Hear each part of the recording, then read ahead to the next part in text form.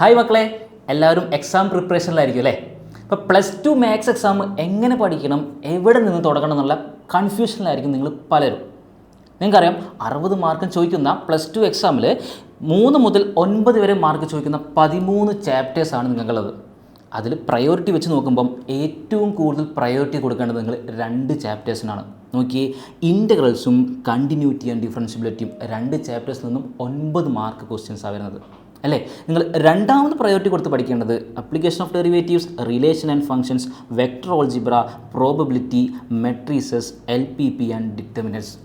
നോക്കിയടാ, 6 മുതൽ 7 മാർക്ക് വരെയാണ് ഈ ചാപ്റ്റേഴ്സിന് നിങ്ങളോട് ചോദിക്കുക. നിങ്ങൾ തേർഡ് പ്രയോറിറ്റി കൊടുക്കേണ്ടത് ഡിഫറൻഷ്യൽ ഇക്വേഷൻസും application of definite integrals, 3D inverse trigonometric functions. 3 മുതൽ 4 മാർക്ക് വരെ ഈ ചാപ്റ്റേഴ്സിന് ചോദിക്കാം. ഒരു കാര്യം മറക്കരുത്, 80 മാർക്ക് ക്വസ്റ്റ്യൻ പേപ്പർ ഉള്ളത്, 60 മാർക്കിന് ആൻസേഴ്സ് നിങ്ങൾക്ക് എഴുതിയാൽ മതി, ഓപ്ഷൻസ് ഉണ്ടാകും. റെഡി? നല്ല അടിപൊളിയായിട്ട് പഠിക്കുക, നല്ല രീതിയിൽ പ്രിപ്പറേഷൻ ചെയ്യുക. എല്ലാവർക്കും ഓൾ ദി ബെസ്റ്റ്.